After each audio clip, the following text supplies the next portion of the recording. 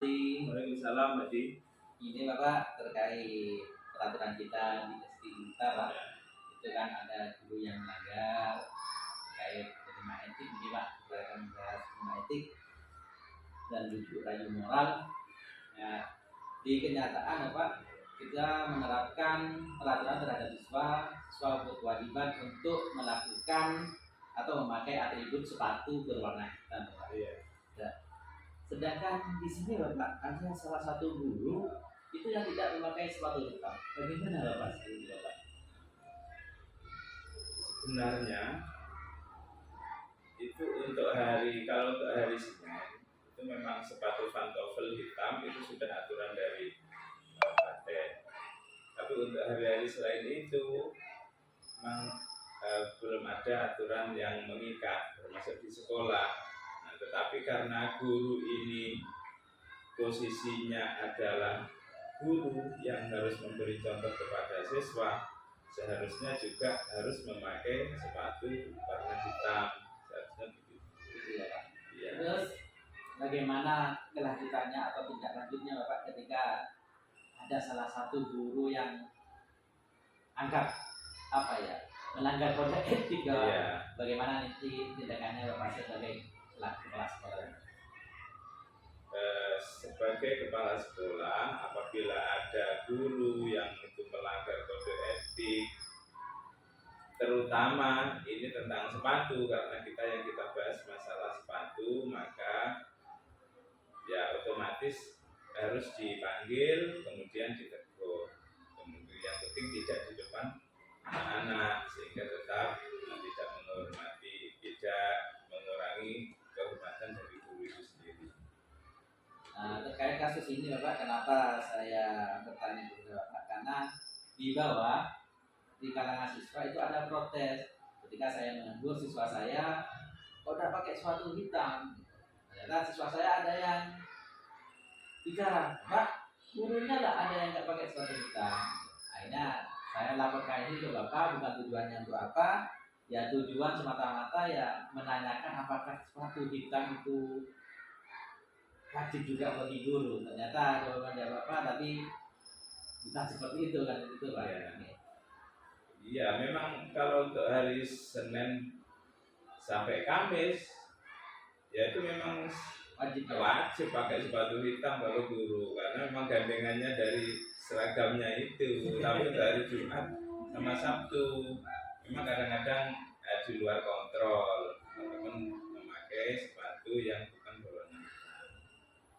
Itu jadi harus ada kesepakatan juga di kalangan guru ini. Guru harus ada, kalau Sabtu juga harus hitam, kecuali memang waktunya olahraga atau gurunya senam, biasanya memang pakai sepatu senam. Olahraga ya. Yaitu kemarin saya juga bahas ini, saya bawa di pembahasan di TTP terkait itu Bapak tanpa minta izin dulu, mohon maaf Bapak. Karena waktu itu ya kita dituntut untuk mengembangkan kasus delima etik yang ada di sekolah kita. Jadi saya mengangkat itu Bapak. Dan untuk keselanjutannya Bapak, misalnya itu terjadi lagi Bapak, guru sudah diperingati, dipanggil, terus terjadi lagi, bagaimanakah penyelesaiannya? Ya, seharusnya kalau kita memang punya kesadaran tinggi, ditegur satu kali itu seharusnya sudah tahu gitu. Apalagi kedua nanti ya harus ada teguran tertulis begitu. Ya, memang seharusnya. Iya, tetapi ya harus sadar sebenarnya dia itu kalau pakai sepatu tidak berwarna hitam nanti kan jadi dilema juga, anak-anak nanti yang protes begitu. Betul Pak. Nah, di kalangan bawah di kenyataan memang seperti itu Bapak, ada sebagian anak yang kebetulan anak juga kritis, mungkin mencoba untuk melanggar, bagaimana tanggapan dan jawaban seorang guru mungkin Pak. Tahu seperti itu. Makanya bertanya seperti itu. Ini lagi Bapak terkait di bawah di siswa, itu juga ada beberapa siswa yang melanggar tidak memakai sepatu berwarna hitam. Itu bagaimana cara mengatasinya Bapak? Ketika anak-anak sendiri atau siswa yang melanggar. Iya, sepatu berwarna hitam itu memang bagian dari peraturan yang namanya peraturan ya harus dilakukan oleh siswa. Ya artinya sifatnya adalah wajib. Jadi kalau tidak ada anak tidak memakai sepatu hitam, ya tidak serta-merta kita menghukum. Tapi yang paling baik adalah kita cari dulu masalahnya. Akar masalahnya apa tidak punya sepatu hitam, apa sepatunya basah, apa sepatunya sudah jelek, atau bagaimana. Nanti kalau sudah ketemu akar masalahnya, baru kita bisa menentukan langkah berikutnya. Gitu. Ini terkait di kelas 6 ini Bapak, kadang ada anak itu yang tidak memakai sepatu hitam dari hari-hari tertentu. Nah, setelah dicari akar permasalahannya, kadang anak itu memang minus dalam ekonomi, Bapak. Minus dalam ekonomi, sehingga ada anak yang tidak memakai sepatu hitam. Sesuatu itu pun juga dapat hadiah atau diberi oleh temannya yang lain, Pak. Tindakan lembaga jika ada anak atau jika lembaga tidak ada anak yang minus, yang tidak bisa membeli sepatu hitam atau tidak bisa pakai sepatu hitam, itu bagaimana, Pak? Sebenarnya kalau masalah sepatu itu adalah kewajiban orang tua, karena mereka menyerahkan anaknya, otomatis konsekuensinya itu adalah membelikan dan memfasilitasi semua perlengkapan sekolah. Tapi kalau memang itu kondisinya minus, itu konsekuensinya itu adalah membelikan dan memfasilitasi semua perlengkapan sekolah. Tapi kalau memang itu kondisinya minus, kita bisa menggunakan dana sekolah untuk membantu si anak tersebut. Itu cuma juga tergantung dari kemampuan sekolah juga. Kalau sekolahnya kurus, artinya muridnya sedikit, mungkin juga keberatan untuk membelikan sepatu. Tapi kalau dana sekolahnya besar, muridnya besar, itu mungkin bisa. Dan itu pun harus dianggarkan di RKS-nya sekolah. Kalau tidak dianggarkan, kita beli mengeluarkan uang tapi tidak bisa dilaporkan di BOS, dana BOS. Nah, gitu. Ini terkait di kelas 6 juga, Pak. Itu ada sebagian siswa, ini tradisi yang menjadi tradisi, ketika siswa itu lulus sekolah, ada sebagian baju atau seragam yang layak pakai itu diwakafkan atau diberikan ke sekolah untuk membantu adik-adiknya yang memiliki min itu. Nah, itu apa tidak melanggar hukum, Bapak, kira-kira? Atau peraturan yang berlaku di kalangan pemerintah? Itu menurut saya budaya yang sangat baik. Kalau misalkan mereka ikhlas untuk menyerahkan seragam sekolahnya, mulai dari sepatu, baju sampai topi dan lain, untuk diserahkan ke adik-adiknya yang kurang mampu, itu budaya yang baik. Tetapi juga ada rambu-rambunya. Rambu-rambunya yang pertama harus ada persetujuan orang tua. Kalau tidak ada persetujuan orang tua, nanti timbul masalah baru lagi, dilema lagi, dilema lagi. Jadi harus persetujuan orang tua. Kemudian ada bukti-bukti fisik, karena bisa jadi masalah. Misalkan surat pernyataan orang tua atau bukti rapat orang tua, bahwa dalam rapat tersebut dihasilkan kesepakatan bahwa baju-baju yang layak pakai itu disumbangkan kepada adik-adiknya.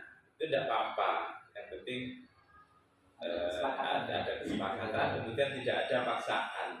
Kalau dipaksakan untuk mengumpulkan baju, nanti ya protes gitu. Jadi pungli mungkin. Iya, yang bisa jadi pungli tidak hanya uang, misalkan baju diserahkan secara paksa juga nanti jadi masalah juga. Itu masuk dari 5 bujuk moral, Pak. Iya. Jadi memang sudah ada tradisi, namun itu ada kesepakatan juga dari wali murid untuk menyerahkan kepada Terima kasih Bapak atas bicara bagi hari ini. Mohon maaf jika mengganggu waktunya, Pak. Terima kasih kembali tadi. Assalamualaikum.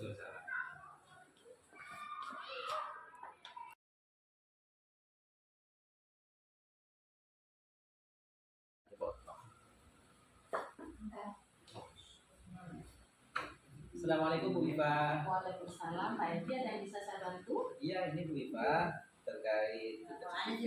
Saya akan mewawancarai Ibu sebagai selaku kepala sekolah terkait kasus dilema etik dan juga butuh dilema orang. Seperti itu, Bu Iva. Ini Bu Iva, karena di lembaga kita itu ada dilema etik yang terdapat di sekolah saya, di kelas saya terkait LKS. Ya. Menurut Bu Viva, LKS itu diperbolehkan apa enggak? Kalau secara pribadi, menurut saya pribadi, sebenarnya boleh. Asalkan ada kesepakatan dari wali murid bersama dengan lembaga. Kalau memang dari atasan tidak diizinkan karena rawan, karena berkaitan dengan keuangan. Jadi takut disangka pungli. Iya, betul. Ini lagi Bu Viva, apa di kalangan bawah itu terdapat anak yang tidak mampu mendidik LKS. Karena di lembaga kita itu juga ada LKS. Ya, ini kan sebuah dilema yang mana kemarin dari atasan kita dilarang untuk membuat LKS, sedangkan wali murid mendesak harus pakai LKS dan sebagainya. Bahkan kemarin kita sudah melarang dan murid di LKS, ternyata tetap gurunya diberikan LKS oleh wali murid. Seperti itu Pak. Jadi di akhirnya dengan terpaksa kita menerapkan LKS itu di kelas. Nah, sedangkan salah satunya di kelas itu juga ada siswa yang tidak mampu untuk membayar LKS. Itu bagaimana kira-kira untuk menyikapi itu Pak? Ini untuk siswa yang tidak mampu, karena di lembaga kita juga mendapatkan biaya operasional sekolah BOS, jadi bisa dianggarkan dari dana BOS. Bisa dianggarkan. Iya. Ini lagi juga terkait hal yang lain, terkait dilema-dilema yang ada di sekolah kita. Contohnya seperti anak sholat. Ketika sholat, kita itu ada jam sholat berjamaah. Ada anak yang tidak membawa alat sholat. Bagaimana selaku pimpinan sekolah menindak anak seperti itu kira-kira? Sebenarnya di sekolah kita sudah disiapkan peralatan sholat, sudah ada. Oh, gitu ya. Ya, ketika ada anak yang tidak membawa peralatan sholat, alternatif pertama bisa diizinkan pulang untuk mengambil alat sholat. Atau nanti anak tersebut, alternatif yang kedua, bisa sholat sendirian dengan cara pinjam alat sholat milik teman. Ini juga terkait dengan kegiatan sholat kita, sholat berjamaah. Anak-anak kita diwajibkan untuk sholat berjamaah sesuai dengan jadwal tertentu. Sedangkan gurunya sendiri, contohnya saya, itu juga tidak pernah ikut sholat jamaah.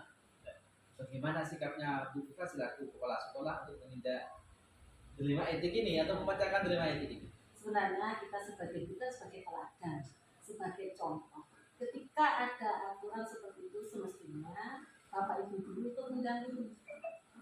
Seharusnya kita ikut sholat berjamaah.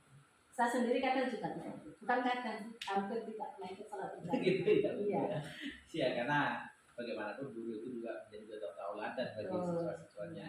Sehingga ketika kita melaksanakan apa yang diterapkan di sekolah, otomatis siswa juga akan mengikuti kita.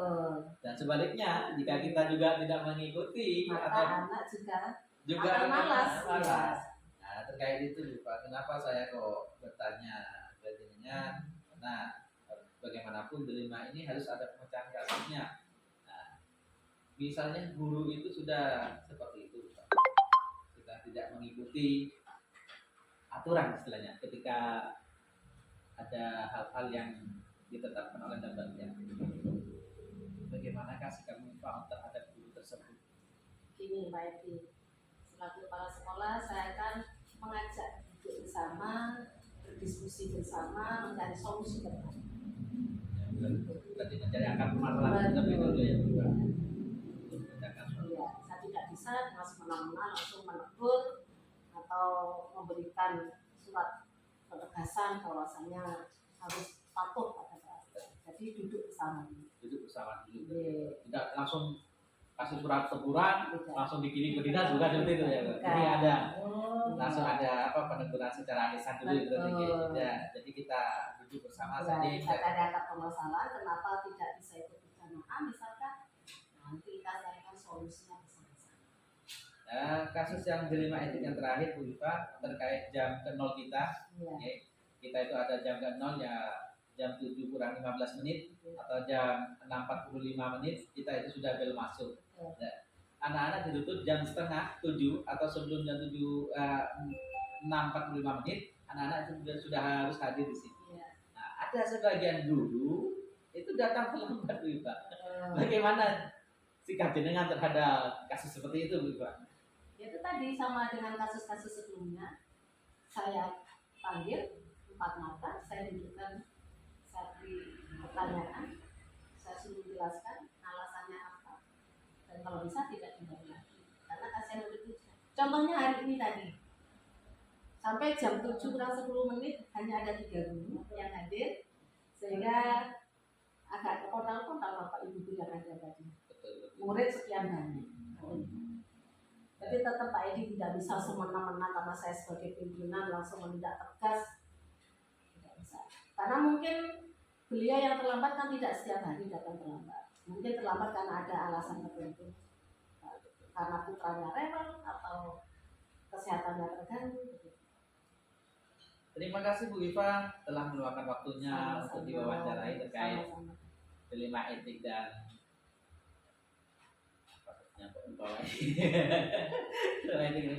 Terima kasih atas waktunya.